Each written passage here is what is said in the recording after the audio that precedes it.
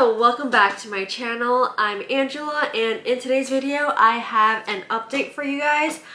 I am going to be buying my own apartment in New York City.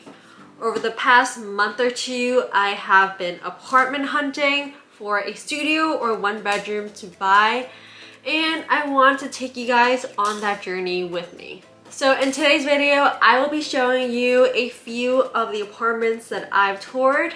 If there's anything I've learned from looking at apartments in New York City, it's that you always have to go in person because the pictures are one thing and then the actual apartment itself are a beast of their own. Anyway, without further ado, let me take you to the apartment tours. So I'm going to be viewing all of the videos that I've taken, reviewing the pros and cons with you guys. Okay, so this first apartment, straight off the bat, I really loved the outside of the apartment. It looked really grand, kind of like a hotel.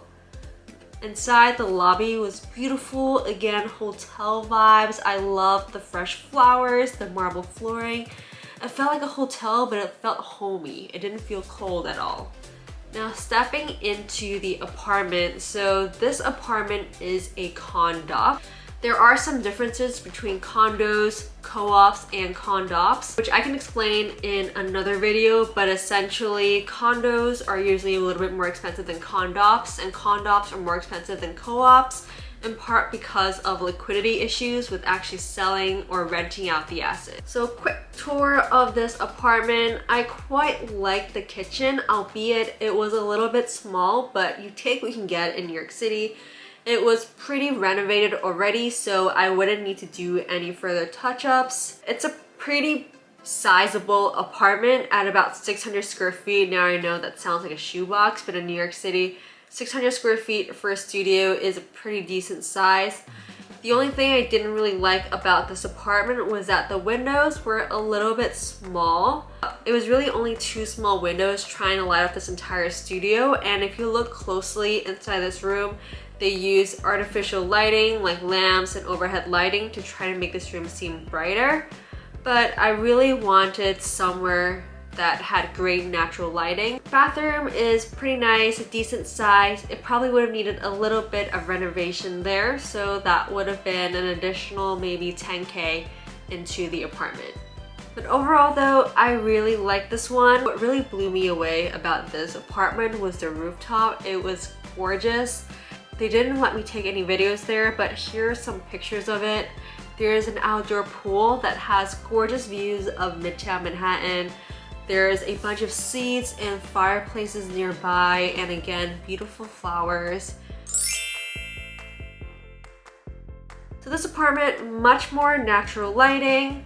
It had a street view, which has pros and cons. I do like looking out at the vibrant streets, but it can also get a little bit noisy. This apartment was clearly newly renovated. All of the furnishings, flooring, everything was brand new, but this apartment is so tiny. It's only 370 square feet, almost half the size as the one that I looked at. And if I'm going to be living here and doing work here, I really need more space. There's basically nowhere to walk aside from just your bed to your desk, and it goes straight to the bathroom practically after that. Honestly, this apartment would be great as an Airbnb or a hotel offering, but as a studio for someone to live in, this price was just too high for the amount of space. And again, the kitchen is nicely renovated. It's honestly a decent size for the actual size of the apartment. The bathroom is also renovated pretty well. It has hotel vibes, but it didn't feel spacious enough for me to actually want to live there. There are huge windows along the sides of the walls, which I love. I am a huge advocate of natural lighting, especially having lived in apartments where the window is practically facing a brick wall and everything is so dim during the day and you need to have your lights on all the time. This apartment is actually facing One World Plaza, and from your bed, you can literally look at One World Plaza in New York. The agent mentioned it as a pro, but personally, I didn't love it. It just felt like way too much of a public place to gaze at and for people to also see me too. This apartment was only 4 floors up, and so you could practically make eye contact with all the people sitting in the park right there. It felt like an invasion of my personal privacy, I'll be honest. Even though the view itself, it's gorgeous.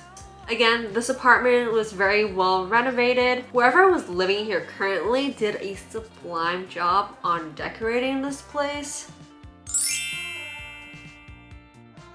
Now, this next apartment I really liked, and I think you guys will enjoy hearing about the amenities of this apartment. Upon entering the apartment in the lobby, again, this one gives off hotel vibes, but a little bit sterile to be honest, and the room itself also felt quite luxurious. Whoever had been living here prior did not have a bed, because I think that they were using it just as a place to stay every now and then. But again, I love the full wall windows, natural lighting, super important to me. There's good closet space, everything's pretty renovated. I love the bathroom especially. The tiles, flooring, all marble, a nice big bathtub, and all new appliances. There's nothing really that I would have to fix up while I'm here. Also a washer dryer, which is how you know you made it in New York, when you have a washer dryer in your apartment. Most apartments in New York that don't have washer dryers don't even let you install one, so it's so nice how this is a studio and it has its own washer dryer. Great natural lighting, updated HVAC unit. Probably my favorite part of this apartment is the beautiful kitchen. It's so spacious and there's so many drawers and places to put things. They have this huge sub-zero fridge, which is super nice. All of the appliances are top of the line. And overall, I was just in love with this kitchen because I, for one, love to cook. And this would give me all of the space that I needed. This apartment also has beautiful facilities. Upstairs, there's a lot of common area for you to sit in.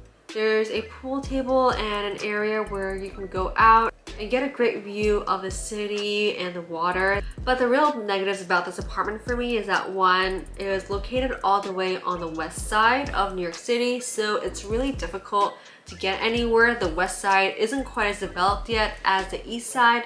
There are a lot of new apartments forming, but there isn't great subway access in that area. And additionally, upon further research of this apartment, there were a bunch of lawsuits that came up, so that was a little bit sketch since I'm actually planning on buying an apartment and not just renting it, so it was a little bit risky to me. What do you guys think of these apartments? Comment down below. There are also a lot of other things that I'm considering when I'm looking at these apartments, such as their HOA fees.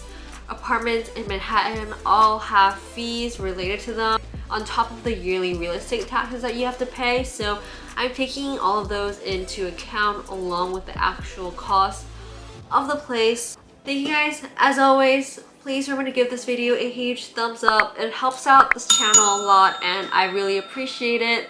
Subscribe to my channel if you haven't already, and I will be sure to see you in the next video. Bye!